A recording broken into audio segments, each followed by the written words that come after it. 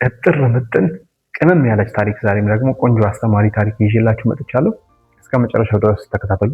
ብዙ እናተርፍበታለን እና ደግሞ ብዙ ሀሳቦች እናነሳበታለን ብዬ አስባለሁ። ለዚህ ቻናል አዲስ ከሆናችሁ ሰብስክራይብ ማድረግ እንዲሁም ደግሞ ለሌሎች ሼር ማድረግ እንዳይረሳ። በአጠቃላይ ስለ ፍቅር፣ ስለ ሪሌሽንሺፕ፣ ስለ ትዳር እንዲሁም ደግሞ ራስን ስለመለወጥ ጥሩ ጥሩ የሚባሉ ሀሳቦችን የምናነሳበት ከተለያዩ አንጻር የምንመለከትበት አስተማሪ የሚባሉ ታሪኮችን የምናነሳበት ቻናል ስለሆነ ቤተሰብ መሆን እንዳይረሳ። ወደ ታሪኩ እንመለስ። ታሪኩን ያገኘሁት ከቻይና ሀገር ነው። በ2020 የተገኙ ሁለት ባልና ሚስቶች ነበሩ። እነዚህ ባልና ሚስቶች ለ90 ዓመት ያክል አብረው በትዳር ኖረዋል። የሰማችሁ ነው። ለ90 ዓመት ያክል በትዳር በፍቅር አብረው ኖረዋል እና ምንድነው ሚስጥሩ ብለው ይጠይቋቸው ወደ እነሱ ቤት ጎራ ብለው ነበር። ያው እንደሚታወቀው አሁን በዚህ ጊዜ በዚህ ዘመን ትዳር በጣም በቀናት የሚፈርስ ትዳር አለ፣ በወራት የሚፈርስ ትዳር አለ። እዛው እየተጋቡ እዛው የሚለያዩ ሰዎች አሉ። በአመታት ውስጥም ደግሞ የሚፋቱ ብዙ ሰዎች አሉ።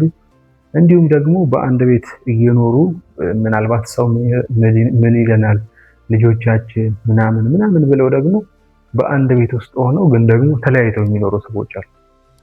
ይሄም ደግሞ በጣም ብዙ እና ደግሞ አስገራሚ ቁጥር ነው።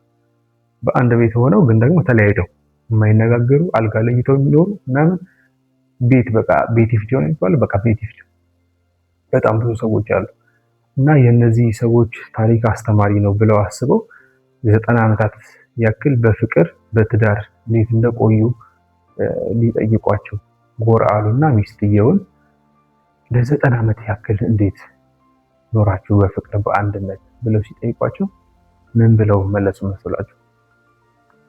90 ዓመት ሙሉ አብረን ስንኖር አሉ ሁልጊዜ ጠዋት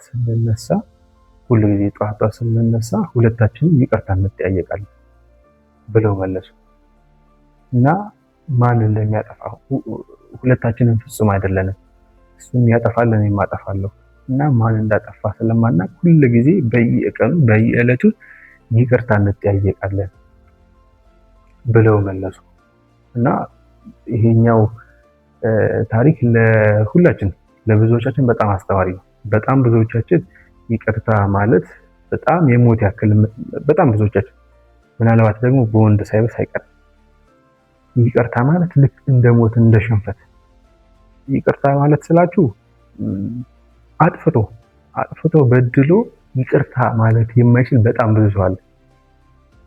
እስኪ ራሳችሁን መርምሩ። ጥፋት ካጠፋ በኋላ ይቅርታ ማለት የምትችል ሰው ነሽ? ብዙዎቻችን እንደዛ አይደለም። ጭራሽ ይቅርታ ጥፋት እናጠፋና ከዛ በኋላ ጭራሽ በሌላው ሚስት ከሆነች በባሏ ባል ከሆነ ደግሞ በሚስት መለደፍ ምናምን ነው የምንወደው እና እነሱ ግን 90 ዓመት ሙሉ ያቆየን በፍቅር መኖር ብቻ ሳይሆን በፍቅር በአንድነት ያቆየን ይቅርታ መጠየቅ ቀን በቀን ይቅርታ መጠየቃችን ነው ብለው አስቀምጡ እና በተቻላችሁ አቅም በትዳራችሁ መካከል በፍቅራችሁ መካከል ችግሮች በሚፈጠሩ ጊዜ ተነጋግሮ መፍታትን እና ደግሞ ላጠፋችሁ ጥፋት ይቅርታ መጠየቅን ተለማመዱ። እናንተ ይቅርታ ስትጠይቁ ልጆቻችሁ ደግሞ ከእናንተ የይቅርታ ልብ ይወስዳሉ እና የይቅርታ ሰው ይሆናሉ። በጣም ብዙ ይሄ ይቅርታ በሌለበት ቤት ውስጥ ያደገ ሰው ይቅርታ ማለት በጣም አይችልም። አሁን እንደዚህ ስነግራችሁ ራሱ ብዙ ታሪኮች ትዝ እያሉኝ ነው። ይቅርታ ላለመጠየቅ ሰው የት ጥግ ድረስ እንደሚሄድ ምናምን ብዙ ታሪኮች ትዝ እያሉኝ ነው ወደኋላ እና ብዙዎቻችን ይቅርታ ጠያቂዎች አይደለንም። ስለዚህ በተቻለ አቅም እንለማመደው። ይገባኛል ከባድ ሊሆን ይችላል።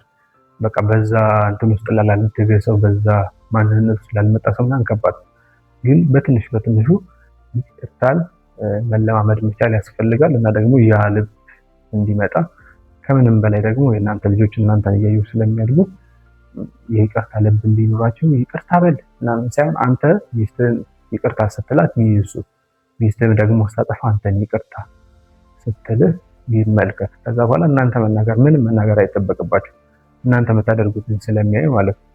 ስለዚህ ስለ ይቅርታ የሚያስተምር በጣም ትልቅ ታሪክ ነው ብዬ አስባለሁ። ለዛሬ የያዝናት ቪዲዮዎችን ነበረች። አመሰግናለሁ። ሰብስክራይብ ማድረግ፣ ላይክ ማድረግ እንዲሁም ደግሞ ሌሎች ሼር ማድረግ እንዳይረሳ። አመሰግናለሁ።